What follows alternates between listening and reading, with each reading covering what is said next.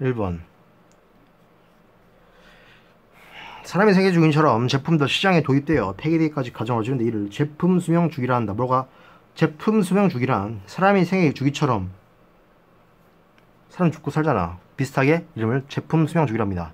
제품 수명 주기는 도입기, 성장기, 성숙기, 쇠퇴기 단계를 포함한다.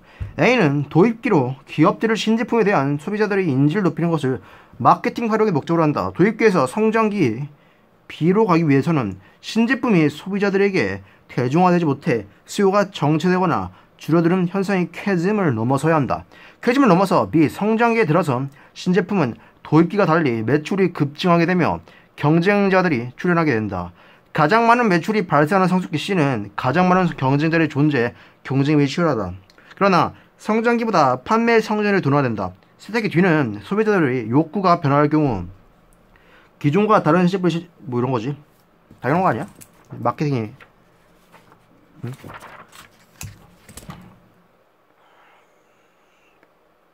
가는 잡지뿐만 아니라 신문, 라디오, TV 등이 매체를 활용할 수 있죠. 들어오는. 가가 나보다 수단에 따른 판매 증진 효과를 정확하게 측정하기 더 용이하다. 진짜? 가가 어떻게 나보다 잡지잖아요. 응? 이런 거 내가 봤을 때 1+1이잖아. 이런 거는 더 용이하거든 사실. 인간 심리상. 근데 그럴까요? 나 같으면 사실 나라도 가를 살 것 같아요. 자 보세요. 수단이 뭐죠? 자 판매 증진 효과잖아요. 애초에. 근데 애초에 판매 증진 효과라는 거는 많이 팔린다는 거죠. 측정이 더 용이하다. 꼭 그런 건 아닌데. 자 보세요. 가는 IT 트렌드 잡지 주변에 들어온 상품이 관계된 광고는 유통 매장 MK 슈퍼에서 하나 구매 시 뭐는 근데 광고는 매스미디어, 뉴미디어. 그러나 광고는 광고에 따른 판매 증진의 효과를 정확히 측정하기 어렵죠.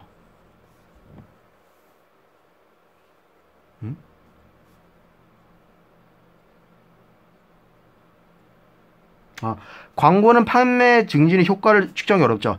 소비자들이 광고로 인해 바로 구매할 수도 있지만 기억하고 있다가 나중에 생각하고 구매를 하는 것과 이월 효과가 있기 때문에 다른 광고에 따른 직접적인 판매 효과를 측정하기 어렵죠. 반면에 판매 촉진은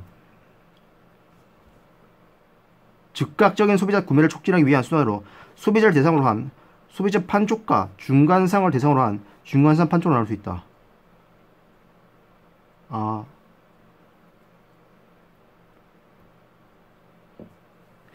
사은품, 경품 행사와 같이 추가적인 것을 제공하는 것을 비가격 판매 촉진이 있는데 중간선 판촉으로는 인센티브, 콘테스트, 판매원, 파견, 판촉물 제공 등이 있다. 판매 촉진은 단기적이고 판매 효과가 구체적으로 나타나기 때문에 상대적으로 촉진 수단에 따른 판매 효과 측정이 용이하다. 판매 촉진은 해설이 안 나와 있네요. 이게 뭔 소리냐? 근데 애초에 잡지라는 거는 생각했다. 이 판매하는 게 아니구나. 얘는 판매죠, 판매. 근데 얘는 판매가 절대 아닙니다. 아시겠죠? 그냥 홍보야. 내가 봤을 때 광고라기보다는 그냥 내 모델 같은 거지. 가가 나보다 광고명에 분사되어 있는 많은 소비자에게 커뮤니케이션하기 더 유리하다? 좀 확실히 봅시다.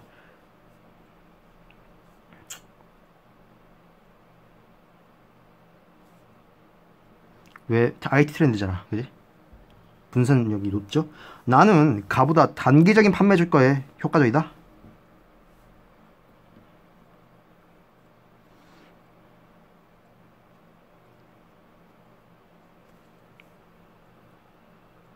단기적인 판매 증대?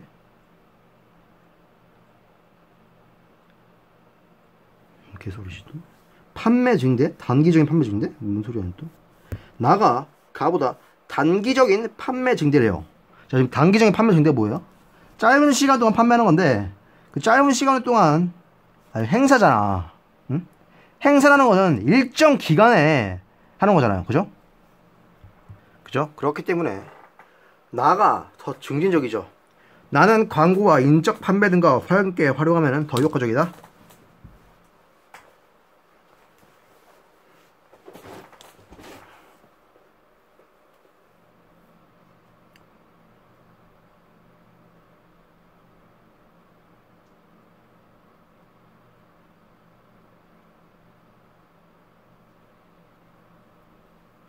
인적 판매가 뭐냐? 사람이거든요. 그치? 당연하지. 근데 애초에 이거 잡지라는 건 판매하는 게 아니거든요. IT 트렌드 아시죠? 잡지는 절대 판매가 아니에요. 그냥 모델이야. 애초에 이거는 단어 뜻만 알고 있으면 초딩도 부르겠다. 대신에 이 문제는 확실히 구별할 줄 알아야 돼요. 아시겠죠? 아래 사례와 같은 형태로 나타날 수 있는 현상. 블랙 프라이데이 아시죠? 13 저기 미국에서 추수감사절인가? 다음날 목요일을 해서 이 행사 봅시다. 행사에 참여한 기업들의 매출을 크게 증가할 것이죠. 당연하죠. 높은 가격으로 인해 구매를 하지 못한 소비자들이 구매가 촉진될 것이다. 그렇죠. 실제로 못 쓴 사람들 많이 사요. 블랙 프라이데이. 소비자들이 이거 원래 사실 이렇게 하는 건 주입식 교육이지만은 만약 실용적으로 실습으로 하면 직접 미국 가서 구분하세요. 근데 이것 때문에 미국 갈 거예요. 좀 비효율적이죠. 소비자들이 행사 기간 중 대량 구매를 하여 행사 종료 후에 기업은 매출은 감소할 것이다.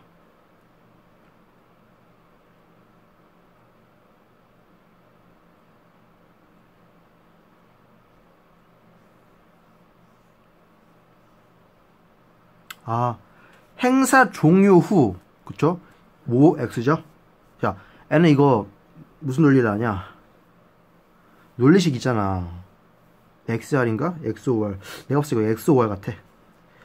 XOR이 맞죠? 이러면 무조건 X. 5X, 5는 전부 X. X, 5, 5, 5, 이것도 전부 X. 무조건 X 하나만 있으면 X예요. 초등학생 때 맞는 말이 하나 있기 때문에 맞는 걸로 했는데 틀렸어. 초등학생 때 저도. 이런 행사에 자주 참여하는 기업들은 가격, 품질, 연상 효과를 갖기 쉽다.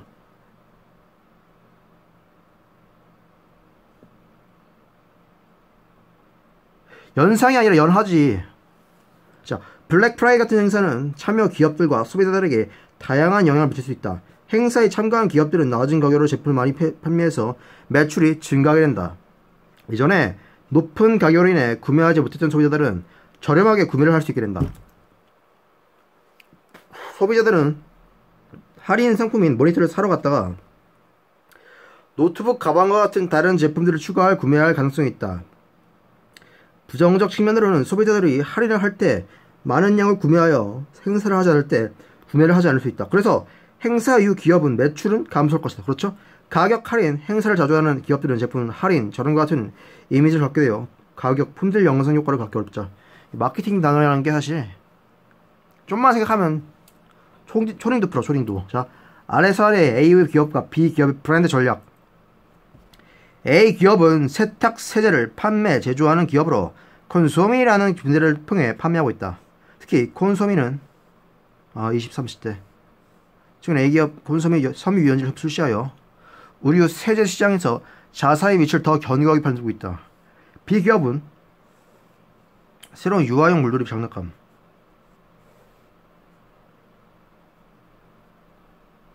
오늘 건강하고 순수한 이미지로 인해 특히 엄마들에게 큰 인기가 있었지만 이러한 문제를 해결하기 위해서 B기업은 베르디 브랜드를 활용하여 아이들에게 화렵지 않은 물놀이 장난감을 최근에 출시했다.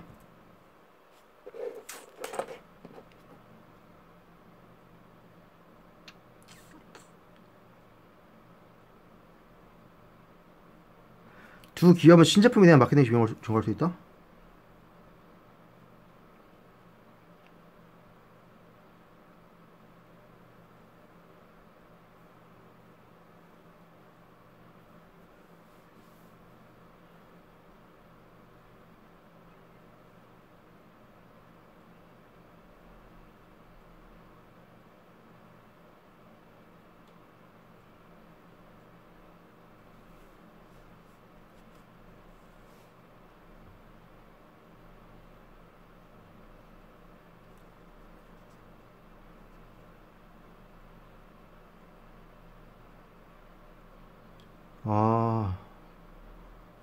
그러니까 모기업이면은 그러니까 기존 사업의 한계를 극복하기 위해서 새로운 유아용 물놀이 장난감 사업에 뛰어들었는데 B기업은 이거 토이 컴퍼니인가? 그러잖아. B기업은 우유를 제조, 판매하는 기업이래요. 베르디라는 우유는 건강한 것이 이게 뭔지 알겠다. 합성어네.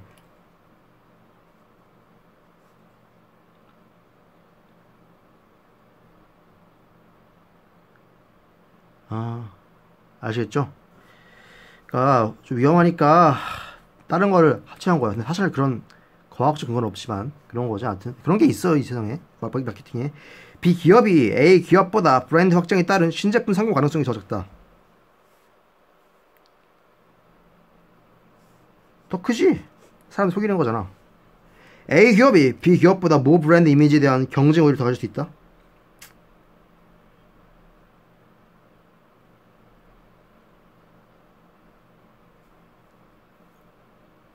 에?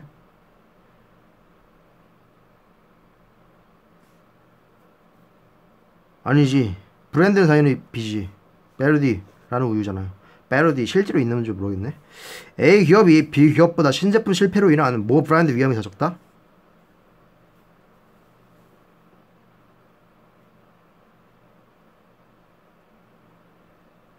그렇지. 이게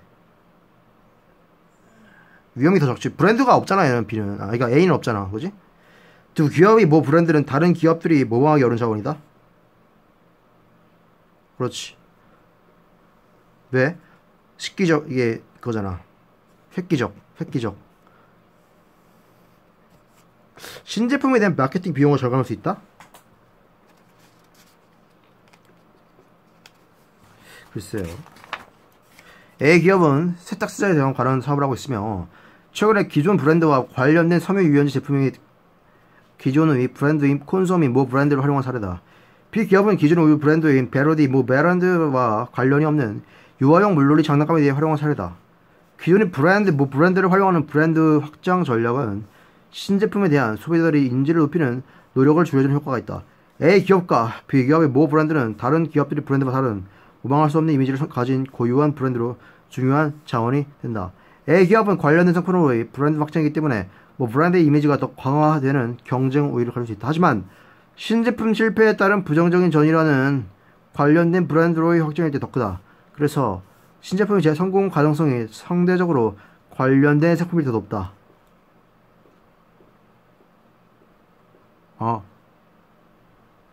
그거네. B기업은 우유의 신선한 그리고 건강한 이미지를 브랜드로 아이들 장난감이 활용하여 자사만이 고유한 브랜드. 따라서 상대적으로 관련성이 적은 B기업이 A기업보다 성공할 가능성이 적다. 진짜네. 네, 그렇지. B가 더 상식적으로 적지.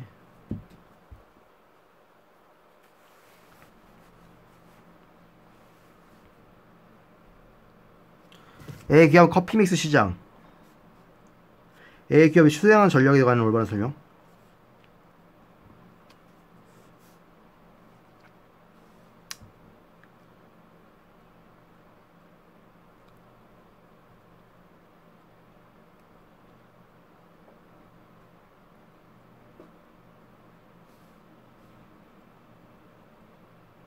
건강이구나. 자, 보세요.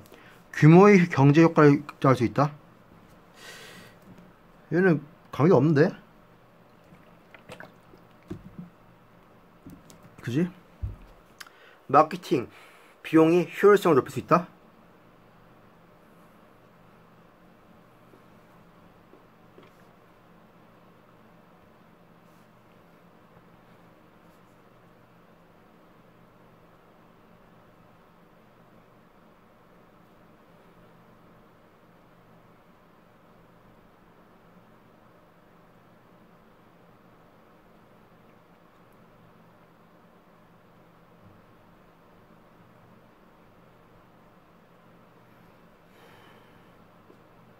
그렇지. 비용이라는 건 안 넣은 거잖아. 당연히 정의할 수 있지. 전체 시장을 제품 속성과 편익을 고려해 세분화했다. 그렇지. 세분화한 거잖아 이렇게. 이게 세분 아니면 뭔데?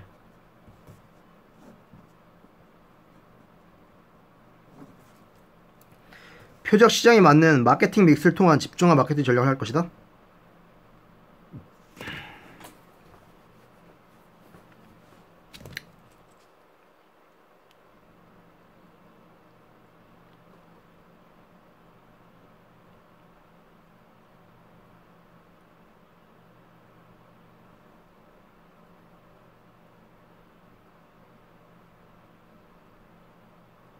그렇지.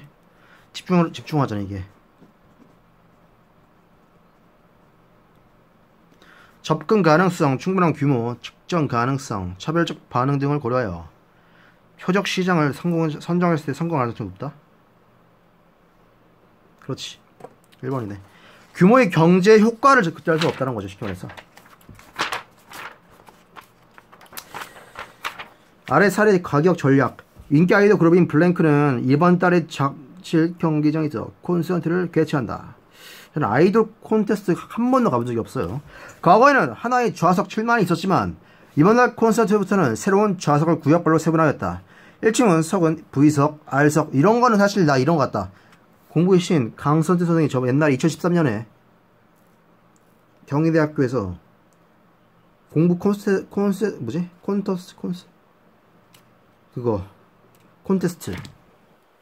했을 때 같이 그때 아마 텐트 광고 했었던 것 같아. 아영지? 몇십만 하던데 그거? 2013년대? 지금부터 한 6년 전이네 벌써. 응? 그런 건 가본 적이 있어. 이런 건 가본 적이 없어. 연예인은 절대 가본 적이 없어요. 소비자들이 가격이 높을수록 효과적이다?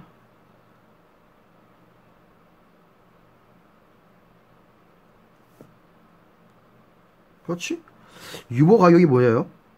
유효한 보유 가격이죠. 맞나? 유보 가격, 유효한 보유 가격. 맞나? 이거 확인해봐야 되는데. 가격 차별을 통해서 이익을 당연하지 왜? 자 보세요. 보통 뭐 음악 콘테스트 똑같지. 뭐 강연은 똑같지 강연. 물론 대학은 다르지만 보통 V서 이렇게 나누잖아. 왜 나누는 줄 아세요? 가격 차별화를 통해서 이익을 내기 위해서죠. 세부 좌석별로 같은 수율을 가질수록 효과적인 전략이다.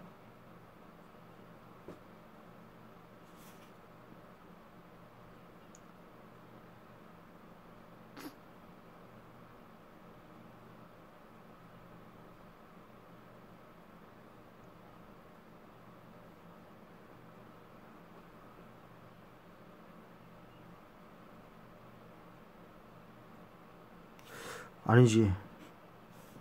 같은 게 아니라 차별적이어야 돼. 그치? 세부 좌석별에 따른 물리적 위치와 위 차이와 품질의 차이가 존재하다 효과적이다.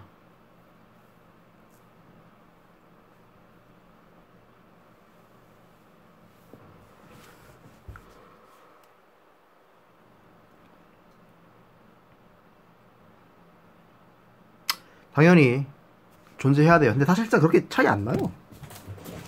1등석이나 꼴등석이나 그냥 눈만 좋으면은 돼. 눈 좋은 사람은 뒤에 봐도 돼요. 기존 콘서트를 참여한 소비자들에게 준거 가격은 7만원이 될 수 있다. 자 보세요. 소비자들이 좌석에 따라 다른 수요를 가질수록 이러한 차별화된 가격이 효과적이다.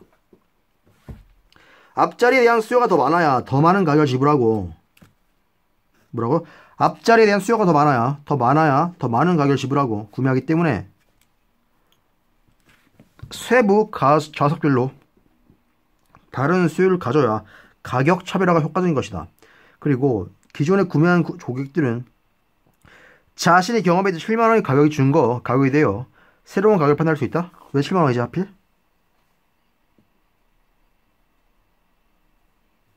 아 여기 있다. 과거에는 하나에 준거 좌석 8만원. 자 7만원이네 진짜 이거. 옛날에는 7만원이었나. 아 이게 바로 준거 가격이죠. 준거 가격. 오케이.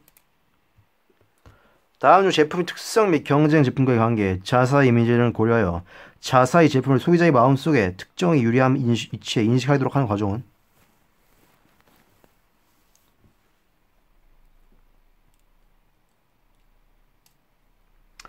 기업이 소비자의 마음속에 경쟁사에 비해 유리한 위치나 차별적인 가치를 갖도록 하는 과정을 포지셔닝이란다.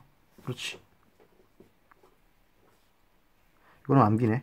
이때 기업들은 자사의 이미지나 제품의 특성, 경쟁 제품과의 관계 등을 고려하여 차별적인 가치나 유리한 위치를 결정한다. 뭐가 포지셔닝이. 중간선 또는 유통망을 통해서 가질 수 있는 이점에 대한 설명. 제조업자와 최종 소비자가 중간상 또는 유통망이 있음으로 인해 가질 수 있는 이점에 대한 설명이죠.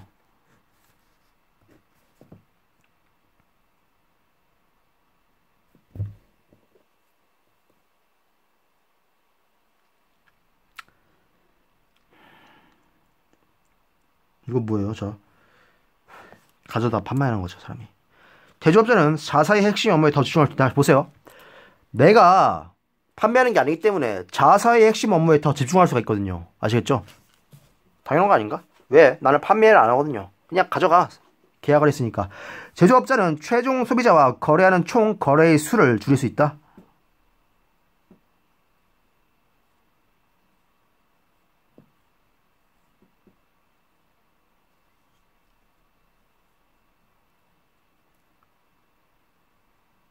줄 수 있겠죠? 근데 줄일 수 있다는 건 올릴 수도 있다는 건데.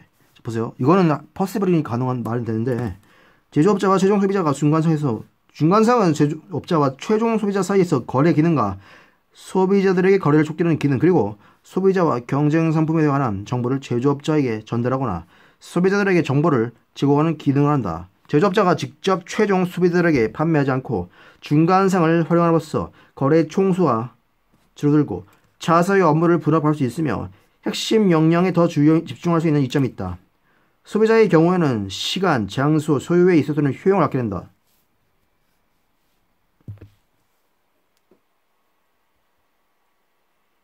그러나 기업이 직접 최종 소비자들에게 상품에 대한 전달과 커뮤니케이션을 할 수 없기 때문에 중간상에 따라서 최종 소비자들에게 전달되는 내용이나 커뮤니케이션이 달라질 수 있는 한계가 있다.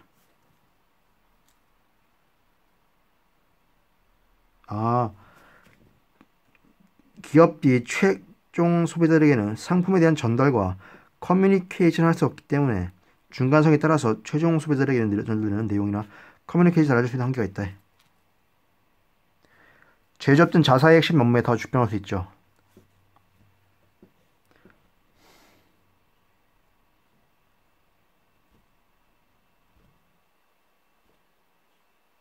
야, 줄 수 있구나. 보세요. 제조업자가 직접 최종 소비자들에게 판매하지 않고 중간상을 활용함으로써 거래 총수가 줄어들고 업무를 분업할 수 있대요.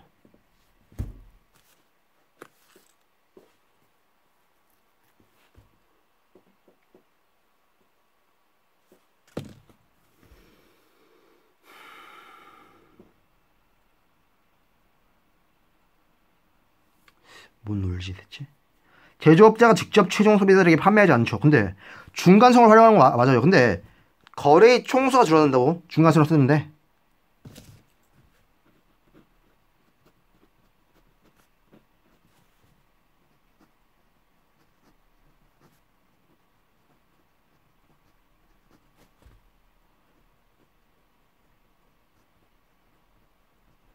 거래의 총수가 줄어든다고요?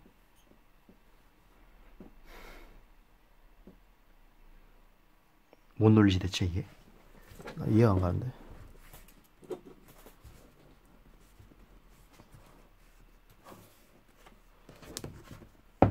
거래의 총수가 줄어든다고? 늘어나야 되지 않아? 왜?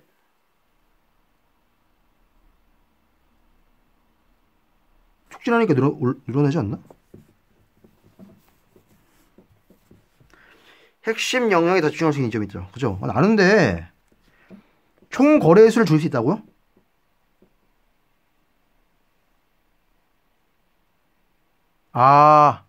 뭔 소리인지 알겠다. 내 말은 총 거래수라는 거는 총 이익이 아니라 그 직접적인 판매예요. 쉽게 말해서 내가 판매하는 게 아니니까 제조업자도 판매를 해야 하긴 하는데 안 하는 거야. 지금 많이 줄어드는 거예요. 통해서 가질 수 있는 거. 쉽게 말해서 내가 이 사람을 통해서 가질 수 있는 이점이죠. 그러니까 지금까지 이 조건이 뭐냐면 중간성이라는 거는 그 전이라는 걸 알아야 돼요. 중간성을 만나기 전에. 그러니까 뭔 소리냐. 처음에 사업했을 때부터 중간성이나 유통을 가지고 있을 때도 있지만 안 가질 때를 지금 말한 거예요. 내가 봤을 때. 근데 그것까지 생각하는 거 진짜 어려운 문제네. 이거 어렵다. 은근. 자 보세요. 그러면 5만 절대 아니죠. 최종 소비자들은 구매에 있어서 시간, 장소, 소요의 효용을 얻을 수 있다.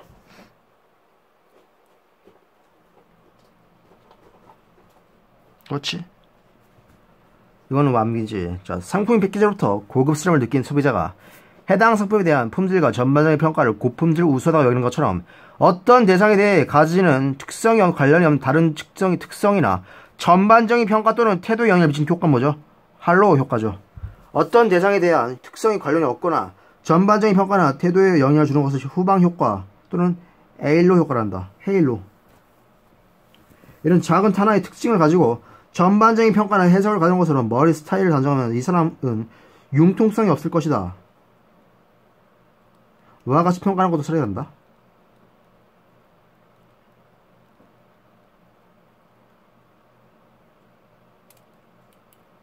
이건 연애할 때 똑같지. 그 있지. 후광. 버스 탔을 때 애인이 옆에 있으면은 좀 더 내 이상으로 보인다. 그게 후광 거죠. 후광. 할로 효과를 안 해.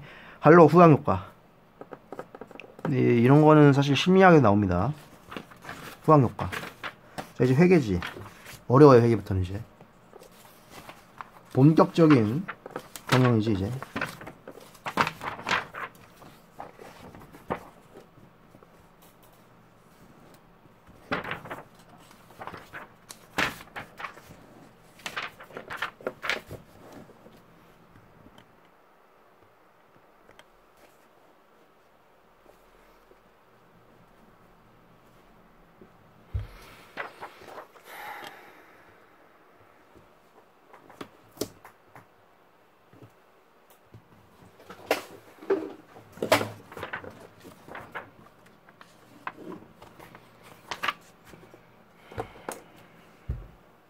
흑자 도선이란 손익계산서상 단기 순이익이 흑자로 나타나는 부도가 난 경우를 말한다. 다음 중 흑자 도산의 원인으로 가장 거리가 먼 것. 흑자 도산은 기업이 흑자를 내고 있음에도 불구하고 일시적인 저감난으로 부도가 나는 경우죠. 그러니까 망한 거지. 손익계산상 단기 순이익이 흑자로 나타남에도 부도가 난다면은 그 기업의 현금 유동성 부족으로 인해 자금난이 심해졌다는 의미죠. 그러니까 손익계산서상 단기 순이익이 흑자로 나오면은 그 기업의 현금 유동성 부족으로 자금난이 심해졌죠. 즉 매출은 발생하나 기업의 현금이 아닌 외상 매출금만 증가하는 경우, 은행이 독촉으로 인하여 현금을 확보하지 않는데 채무를 상환해야 하는 경우,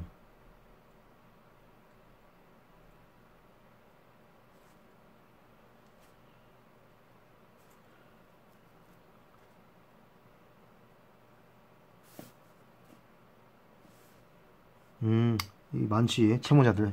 우리 이런 현실 세계에서 이런 자 채무자들 뭐라 하죠? 쓰레기라 하죠. 쓰레기. 크즈, 고미. 과다 투자로 인해 자금 유동성이 감소할 경우, 수요 예측 실패로 재고 증가하는 경우 흑자 도산이 발생한다. 그러나 유상 증자는 기업이 현금 유입으로 유동성을 증가시킨다.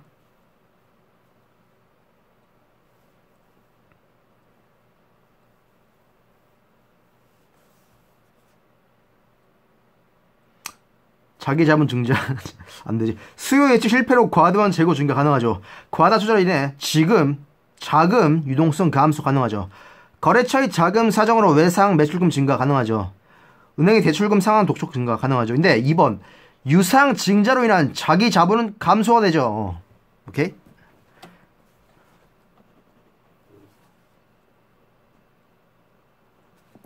은행은 건전성과 안전성 확보를 위해 BIS 비율을 최소 8% 이상 유지해야 한다.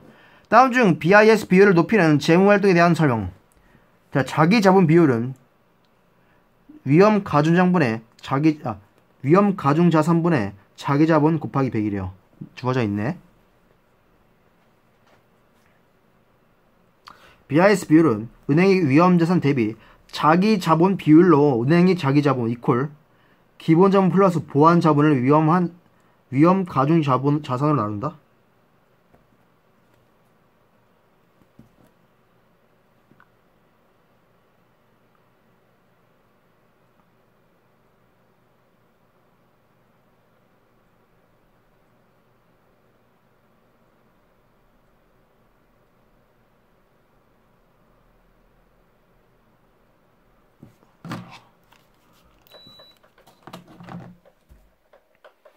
위험 가중자산이란 빌려준 돈을 위험에 따라 다시 계산한 것으로 은행이 자산을 신용도에 따라 분류하고 위험이 높을수록 높은 위험 가중치를 적용하여 산출한다. 위험 가중치는 거래 상대방에 따라 중앙정부, 중앙은행 0%, 국내 공공기관은 10%, 은행은 20%, 주택담보대출은 50%, 그 밖은 100%로 적용한다. 은행이 유상증자를 실시하거나 후손이 채권, 보완 자본을 발행하면 자기 자본이 늘어난다. 은행이 보유 주식을 매각하거나 위험 기업이 제출을 회수하면 위험 자산이 줄어든다. 국채를 매각하고 회사채를 매입하는 경우에는 위험 자산이 늘어나 BIS 비율이 하락한다.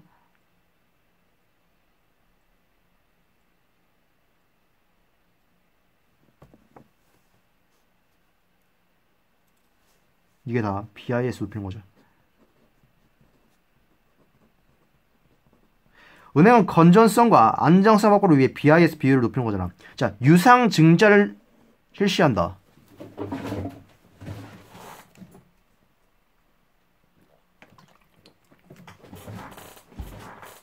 뭐야 이게?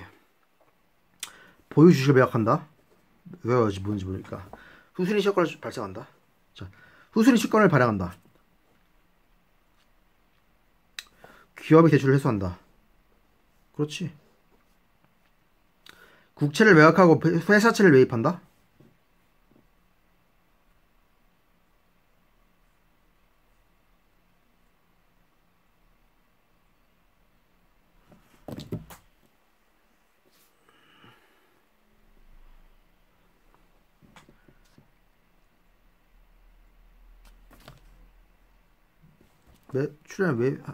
매출이지.